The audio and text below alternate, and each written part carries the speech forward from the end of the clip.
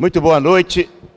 É uma satisfação estar aqui de volta com a FABES, agora para o debate, para a discussão, para a reflexão um pouco desta peça tão importante que marca, né, o processo do teatro mundial, mas, acima de tudo, é um passo fundamental. A gente precisa se voltar às origens, às circunstâncias em que essa peça foi produzida, no último quartel do século XIX, e a trajetória da afirmação da mulher ao longo de todo este século.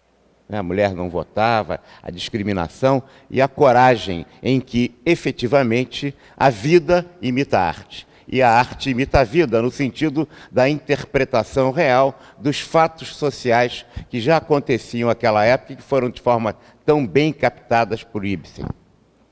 Em verdade, o programa Gestão das Organizações através da Arte pelo Conselho parte do pressuposto de que não só é uma oportunidade de oferecer entretenimento, lazer, mas, acima de tudo, cultura, no sentido de ampliar a capacidade diagnóstica do profissional de administração na compreensão da realidade do mundo das organizações. A questão da gestão das organizações não é só técnica, ela é fundamentalmente uma questão de aplicação em conhecimentos sociais, de não perder a capacidade diagnóstica da realidade para implementar soluções próprias. Não há organizações sem pessoas, pessoas se relacionando com pessoas para a consecução de objetivos. E não há dúvida de que a produção cultural, na música, na literatura, no teatro, no cinema e também na pintura, enfim, as manifestações culturais, ensejam uma possibilidade inacreditável de compreensão da alma humana, e que é essência e fundamental da vida das organizações. Quantos de nós temos, em relação aos contatos que mantemos na vida com os colegas de trabalho, com os parentes, com os vizinhos, né, com os familiares, relações de sinceridade, de franqueza, de abertura, de autenticidade? Como é que se dão essas relações? Com base no respeito ou no desrespeito? Com base na mentira ou com base na verdade? Com base, efetivamente, na compreensão dos problemas do outro ou não? A lógica no mundo das organizações, no mundo competitivo, e é interessante, falando, como disse, em 1878, esta peça de Ibsen, as circunstâncias que nós temos hoje, talvez tenham mudado muito, mas seria mesmo assim? Ou muitos dos diálogos, das reflexões, das circunstâncias que cercam essa realidade tão bem captada por Ibsen, não se reflete no nosso cotidiano, na família, como disse, no trabalho, no nosso condomínio, no prédio em que moramos, né? Na igreja, enfim, nas diferentes circunstâncias em que vivemos. No mundo das organizações, há uma preocupação clara, bastante explícita, do profissional cada vez mais aprender a tecnologia de dar o feedback, da comunicação interpessoal eficaz. Nós estamos falando como ponto central, né, em relação à questão da administração, a comunicação... Calma, mestre. Foi eu que passei aqui? Da comunicação interpessoal eficaz. É muito forte a preocupação do executivo moderno em aprender melhor a como se relacionar e como se dar bem, como influenciar pessoas, certamente, mas como também aprender os comportamentos eficazes, talvez, para comandar os outros, e não realmente para ampliar o seu nível de interrelacionamento e de interação. O que vemos aqui é a integração entre duas pessoas será mais frutífera para ambas, individualmente e em dupla, individualmente e em díade, e individualmente em equipe de dois, quanto maior for a eficácia da comunicação entre elas. O foco da gestão das organizações, dos treinamentos, da literatura, em relação a essa questão da comunicação, se centra fundamentalmente e exaustivamente ainda hoje na tecnologia, na habilidade, em como fazer isso.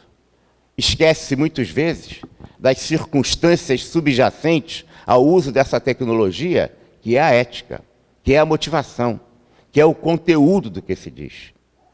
E é preciso que a gente compreenda isso na relação da construção dessas realidades organizacionais no mundo em que hoje tanto se fala em ética empresarial, empresa cidadã, né, empresa solidária, enfim, toda a questão da sustentabilidade, temas que são tão caros no discurso, mas que serão realmente efetivos no mundo da realidade das organizações. As partes não conseguem ajudar-se mutuamente, facilitando o desempenho uma da outra, porque sua comunicação é cheia de ruídos. Talvez muito mais, né, para conseguir captar o outro, a gente está mais focado na simpatia do que na empatia. Na empatia no sentido de colocar-se na posição do outro e ver como o outro vê, e não como nós veríamos se estivéssemos na posição do outro. O casal, né, os dois personagens principais da peça mostram isso, a absoluta falta de empatia, de um perceber como o outro percebe e não como ele perceberia se estivesse no lugar do outro. Ao invés de diálogo, existe um monólogo a dois. Próxima. E aí vamos ao conceito de certeza de relações e confiança mútua. Certeza de relações e confiança mútua entre pai e filho, marido e mulher, o padre e o sacristão, o subordinado e o chefe e a secretária, enfim, todas as relações interpessoais que geram isso, a base da confiança mútua e da certeza de relações. Certamente, esse não é um ponto a atingir, mas um processo a assumir, um permanente construir, né? Confiança mútua e certeza de relações é como um alimento que a gente está sempre tendo que alimentar. Se a gente comer muito hoje, ficarmos 2, 3 dias sem comer, a gente vai ter uma fome danada daqui a 2, 3 dias. Isso sempre volta ao ponto zero. Há que se estar permanentemente construindo, alimentando essas relações de confiança mútua e certeza de relações. Portanto, não é uma relação fixa, independente das partes, estática, irreversível. É uma construção entre pessoas que pode se destruir a qualquer momento com a tomada de consciência da qual a natureza em que essa relação se dá. No mundo do trabalho, todos os dias. No mundo da família, todas as horas. É um processo, portanto, de permanente construção. A certeza de relações só será alcançada se houver comunicação genuína. E a comunicação genuína depende da competência individual para dar e receber feedback. Ora, a certeza da relação, a certeza de relações, a confiança mútua advém exatamente da comunicação genuína. Não é a comunicação genuína, portanto, que vai assegurar a construção de um clima, de um ambiente, de uma cultura entre as partes, de confiança mútua e de certeza de relações. Próxima. E aí eu queria entrar, saindo, portanto, da tecnologia, onde tanto se ensina.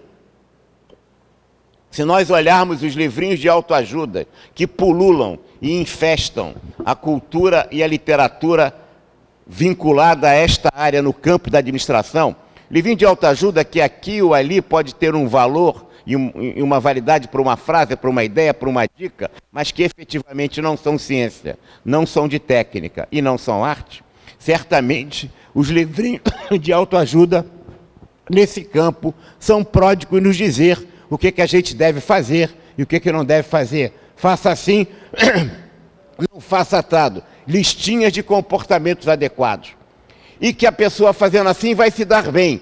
O que a gente quer enfatizar aqui e deseja trazer, o que está intrínseco à mensagem de Ibsen nessa peça, é a questão ética, né? A subjacente a qualquer uso da aplicação da técnica.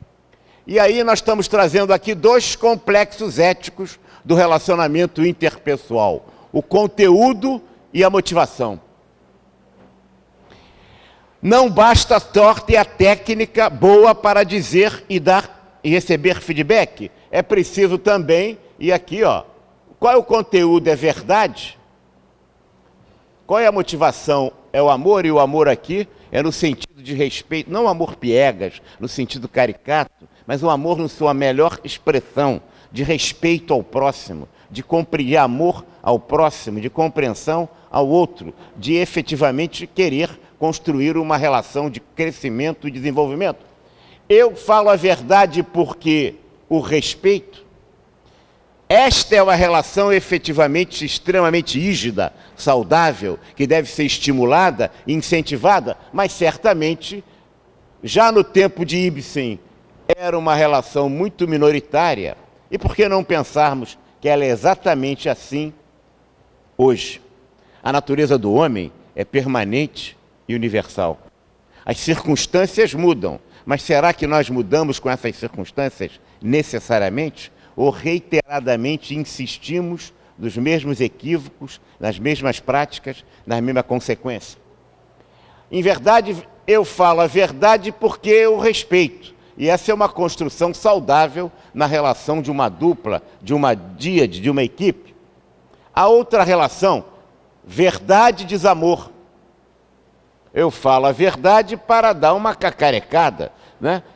Pessoa que se produz a partir da agressão, que se produz a partir do desrespeito, que se produz a partir de dar um troco no outro. Essa é uma relação muito comum, verdade e amor. Eu digo a verdade e é como eu vejo, e verdade aí é como eu percebo. O mundo das percepções é fonte e limite do comportamento humano. A maneira como eu percebo determina a maneira como eu me comporto. A verdade que é o meu mundo percebido, é a minha fotografia da realidade. E eu digo, primeiro por amor, por respeito, segundo para dar uma cacarecada no outro mesmo.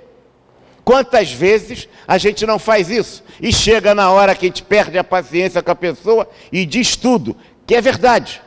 Mas a pessoa, e aí há uma questão, por melhor habilidade que eu tenha e treinamento no feedback, a motivação, quando a pessoa percebe o mundo das intenções e da motivação, o impacto que isso causa no circunstante, a pessoa pode ficar chateada, o receptor pode ficar aborrecido, zangado, não incorpora, porque ela percebe que aquilo não é por respeito a ela. Estamos dizendo, aspas, a verdade como o outro pensa que o seja, no sentido de cacarecar o outro, no sentido de dar um troco, no sentido de dar uma forra em cima dele, e as forra. E aí eu começo a perceber que a pessoa não está satisfeita, está trombudo, está chateada, e eu vou, então, para uma relação que é muito comum no mundo das organizações e nas relações humanas, principalmente entre duplas e grupos.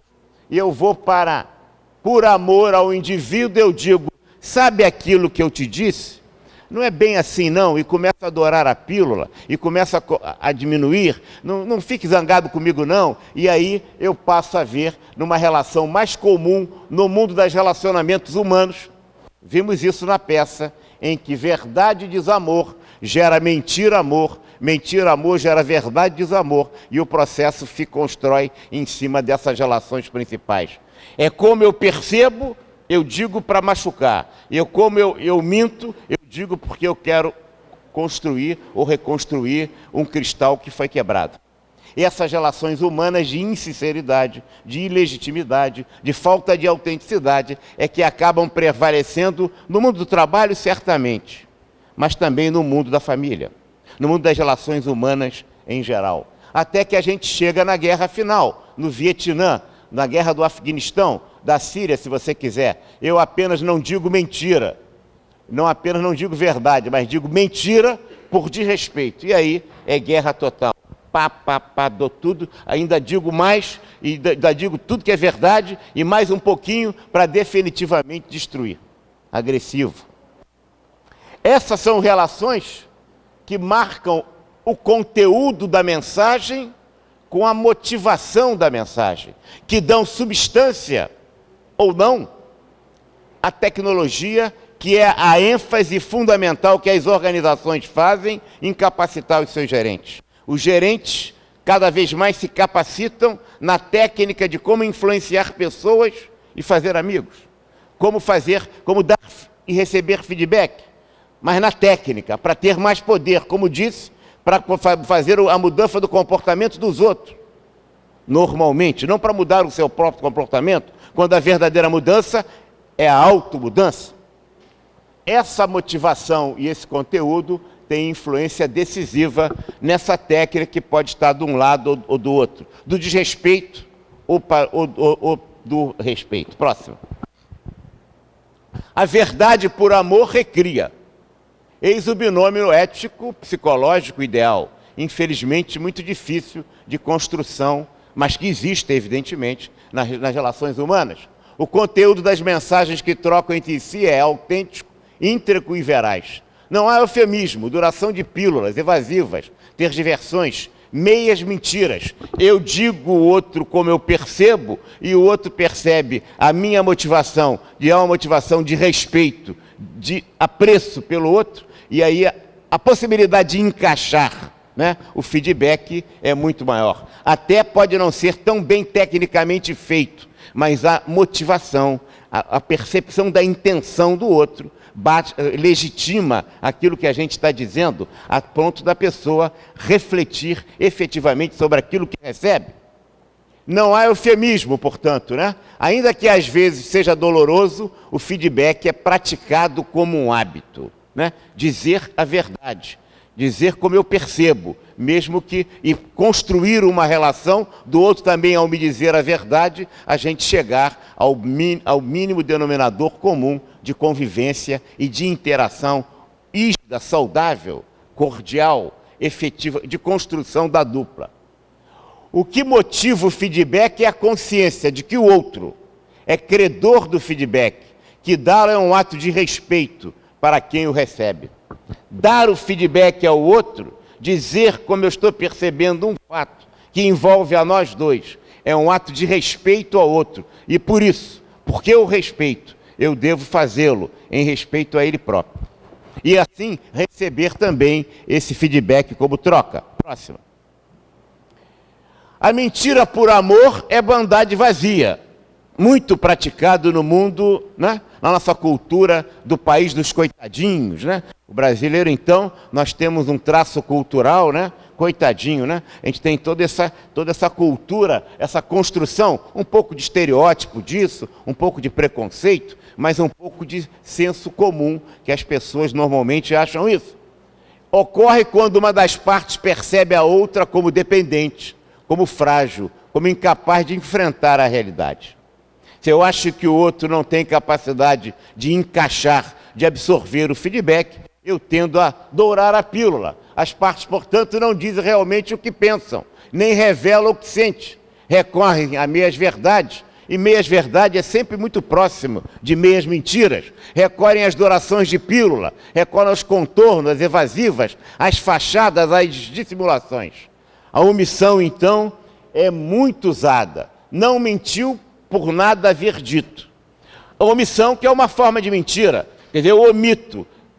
É muito mais confortável omitir-se do que dizer, que é muito mais desconfortável. Aliás, no processo de feedback, fala sempre que o gerente precisa aprender a ouvir.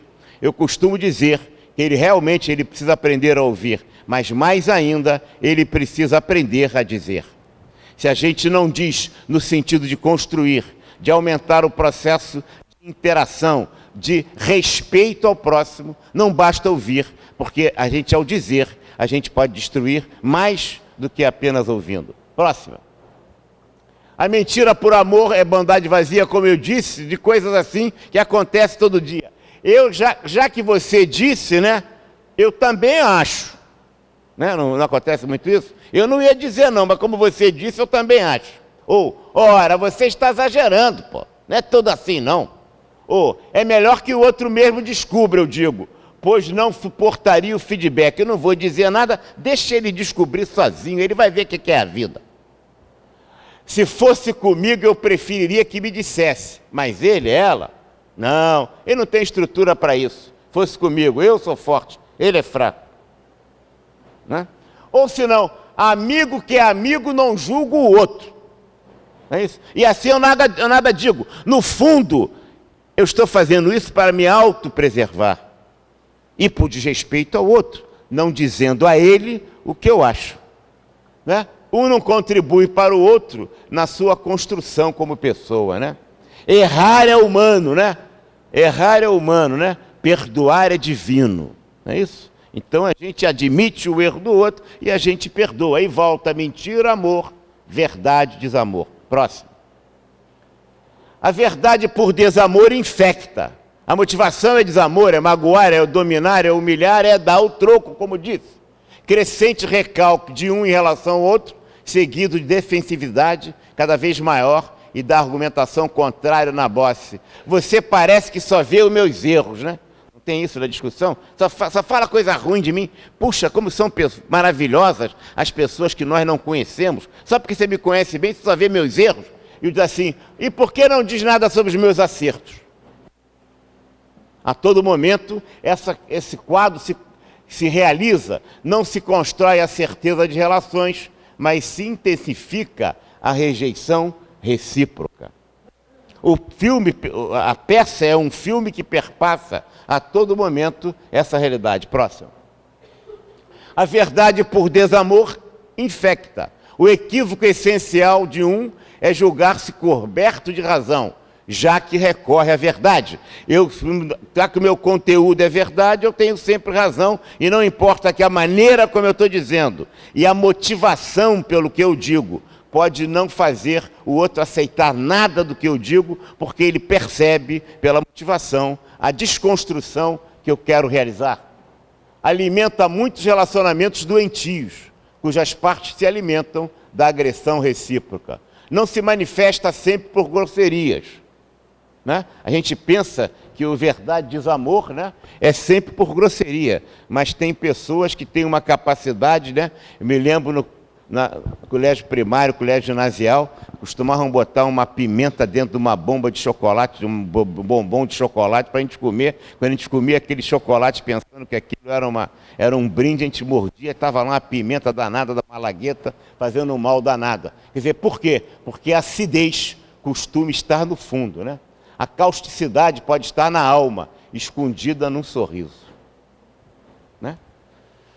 Como se dá isso a todo momento? E às vezes os circunstantes, outros não percebem, mas a gente sabe que aquela pessoa está nos dando uma tremenda de uma cacetada com as palavras doces, né? Absolutamente envenenadas. Pois não. A mentira por desamor putrefaz. Já estamos terminando. Quando falta respeito, a mentira é usada sem limite, né? Sem pejo. É a guerra total, como eu disse. É a guerra do Afeganistão. E aí se torna quase impossível higienizar uma relação. Isso acaba sempre, como o filme, como a peça mostra, pegando a mala e indo embora e batendo no portão. Naquele final de século, baseado em fatos reais, de amigas de Ibsen que viveram aquilo, né? Como se fala o filme inicial, com 3 filhos. Né? Imagine as circunstâncias da mulher naquela época. Hoje, ainda isso é muito grave. Imagina há mais de 100 anos atrás. Próxima. Processos típicos de cada binômio de relacionamento, encerrando. Verdade e amor. É a confrontação, é a administração do conflito, é a capacidade que a gente pode desenvolver as nossas diferenças, buscando os pontos de encontro, pontos de convergência, tomadas de pontos comuns que nos fazem crescer e se desenvolver. Mas para isso tem que administrar. O conflito não é necessariamente mal. Ele é mal se ele for mal tratado. Ele bem tratado, ele é gerido, ele é administrado, ele pode construir o crescimento de ambos os lados. Mentira, amor, que procura efetivamente a contemporização, a conciliação, o deixar por menos, ao nunca me arrependi daquilo que não disse, né? Vamos devagar com o andor, que o santo é de barro.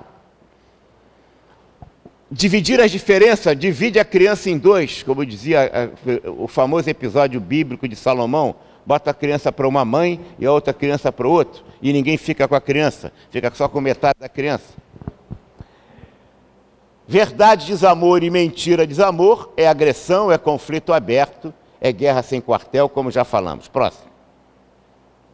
Portanto, e como última transparência, a comunicação eficaz é muito mais função dos componentes motivacionais, por quê? Para que dizer, e éticos, o que dizer, do que da tecnologia, como, onde e quando dizer. Portanto, o que a gente está enfatizando aqui, fundamentalmente, é vencer o equívoco dos que não deva se ter, dar foco muito centrado na tecnologia, na competência e na habilidade de se fazer e dar feedback, para a gente verificar a motivação e o conteúdo, a intenção e a substância que estão subjacentes ao uso da tecnologia que nós aplicamos. Que não basta a gente achar que vai seguir a regra, é aquele velho professor, nós professores que ensinamos, né, como é que deve fazer assim ou assalo na sala da aula, mas depois a gente mostra que aquilo é para ensinar em sala de aula e não no batente. Nos tornamos maus professores quando assim fazemos, estamos ensinando uma coisa que a gente não pratica fora. Né? Essa realidade se constrói a todo momento. A questão ética, a motivação, a intenção e o conteúdo. O conteúdo e a motivação, verdade e o respeito. São efetivamente o complexo ético mais desenvolvido, mais elaborado, para o qual, como modelo ideal, devemos aumentar a frequência de utilização desse complexo, para que as relações humanas sejam melhores do que são hoje. Portanto, que a descrição da peça Casa de Bonecas, do Ibsen, não se realize e se concretize todos os dias no universo das organizações, né, no mundo da sociedade em geral e, pior ainda, nas relações familiares. Muito obrigado, professor. Muito obrigado, professor. Agora, gostaria de ouvir. Tá.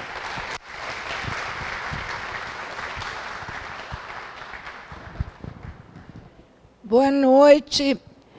Eu não vou falar muito, porque o Dr. Wagner, eu acho que já disse quase tudo. O professor vai falar o restante. Eu quero falar um pouco sobre a peça, porque essa peça foi um escândalo imenso na época em que foi escrita, tanto que o Ibsen não conseguiu ter a peça encenada na Noruega. Ela teve sua primeira encenação na Dinamarca. E, mesmo assim, foi solicitado a Ibsen que ele trocasse o final. Ele trocou, aí não deu certo, ele voltou ao final original, que é esse que vocês viram hoje. Já naquela época, a mulher era muito dominada pelo marido. Hoje ainda existe isso, o machismo, mas já está um pouco melhor, né? As mulheres já têm mais os seus lugares. Mas Nora é um exemplo do que as mulheres já pretendiam naquela época, uma libertação do marido. Não que elas não gostassem do marido, gostavam, mas era o marido é que mandava, a casa era arrumada do gosto dele. Ela era bonequinha, esquilinho, a vizinha que tinha que dançar, cantar, brincar, sorrir. Podia não estar disposta, podia estar com dor de cabeça, TPM, lá o que seja, mas ela tinha que estar bonitinha, não podia comer docinho, estragava o dente, enfim, era um domínio total. E ela era administradora do lar. É aqui que entra nossa parte administrativa, porque Nora é que administrava o lar, as coisas para conseguir um dinheirinho a mais, na época que o Thorvald não estava tão bem situado, e também ela tinha que guardar um dinheiro para pagar aquela dívida imensa que ela fez, e onde o marido não a compreendeu. Ele achou que ela era culpada, quando tudo aquilo ela fez só para salvar a vida dele, que a gente imagina que na Noruega, gelada, devia ser uma tuberculose ou coisa parecida, tanto que teve que ir para o clima quente do Mediterrâneo. Eu acho a Nora um exemplo, talvez, bastante claro, até para os dias de hoje, que a peça não envelheceu, ela é muito real ainda, dentro do nosso esquema, da nossa sociedade, pelo menos. Eu não sou administradora, eu sou autora. Então, para a nossa sociedade que a gente vê, e eu como mulher vejo muito as pessoas muito dominadas assim, meu marido não quer, meu marido não gosta, eu tenho que esperar meu marido chegar. Sempre há uma coisa, mas isso é do social, não é da administração. A mulher muito dominada, muitas mulheres com sua dupla jornada, de trabalho fora e em casa também, e ainda tendo que fazer a comida do marido, que chega mais tarde e faz elas levantarem, esquentarem o prato. Quer dizer, também essa parte, domínio da mulher, que eu acho que até hoje ainda é bastante sério, e nós temos, então, de pensar nesse lado da peça, quer dizer, ela sair de casa sem nada, com uma maletinha, batendo a porta e dizendo que não quer nada dele, eu acho que foi uma vitória das mulheres. Mas isso é uma outra discussão que eu vou passar agora para o professor Paulo. Obrigada, boa noite.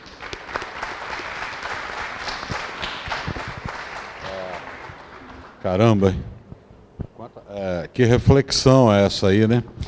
Eu ia te dizer isso. Eu trabalho com essa questão, e os alunos sabem, eu queria agradecer até que vocês estão aí.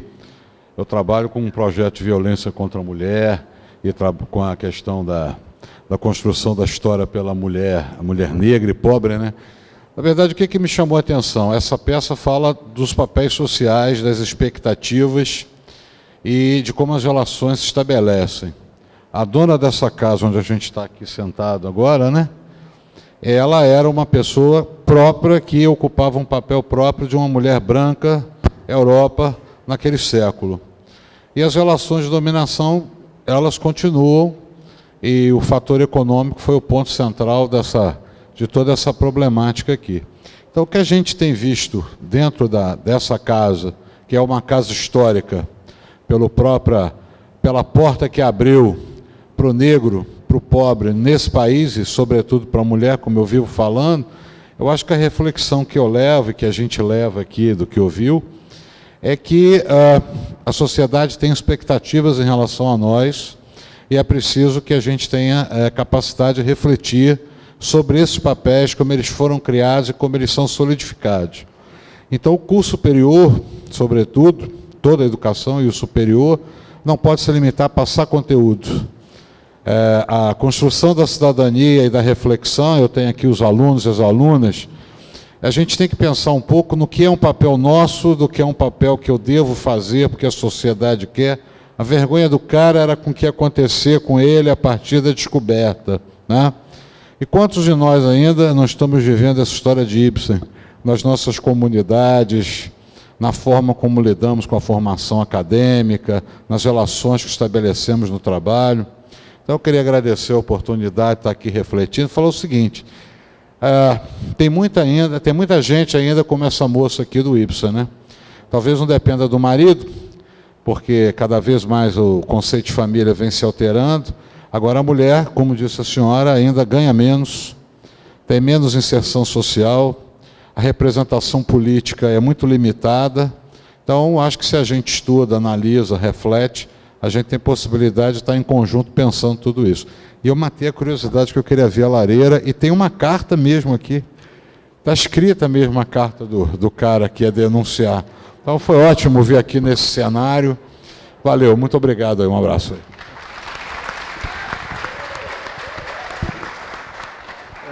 Olha, incrível realmente essa peça dos 1800, não sei o quê, absolutamente atual. Quem deve estar feliz, no outro plano, com essa peça é o Bittencourt da Silva.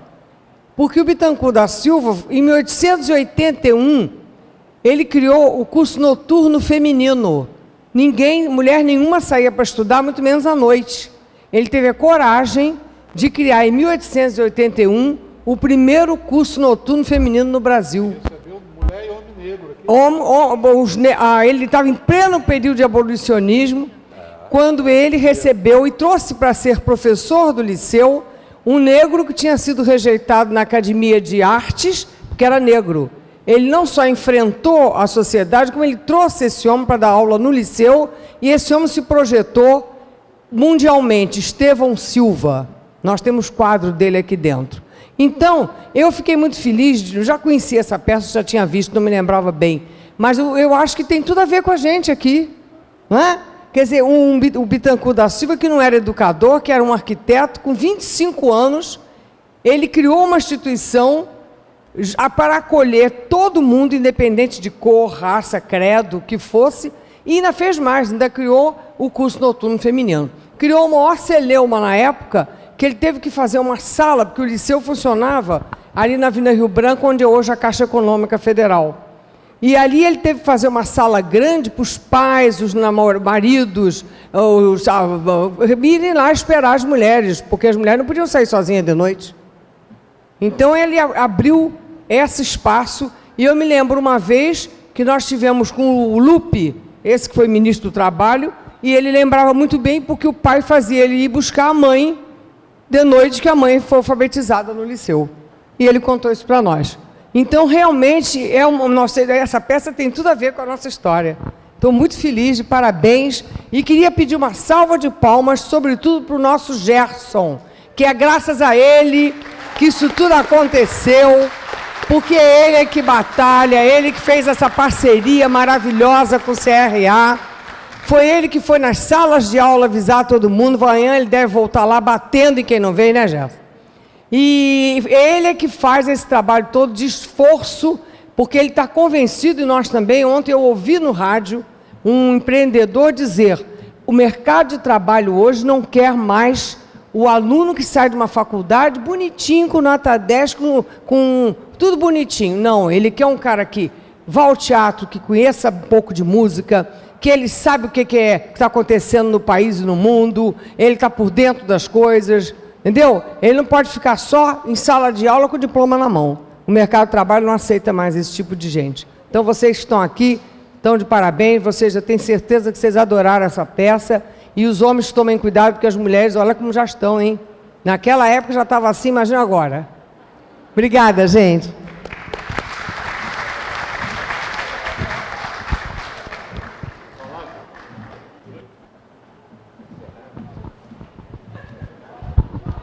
Não, eu só quero realmente agradecer, realmente é um esforço muito grande, é um trabalho que envolve uma equipe enorme do Conselho, é um trabalho que não começa exatamente na hora que vocês entram no teatro, esse trabalho já é programado com muita antecedência, dias antes, a equipe, o grupo de teatro. Então eu fico realmente muito feliz que vocês que estão aí até o final assistindo esse espetáculo, porque eu acredito muito nisso que a professora Maísa falou.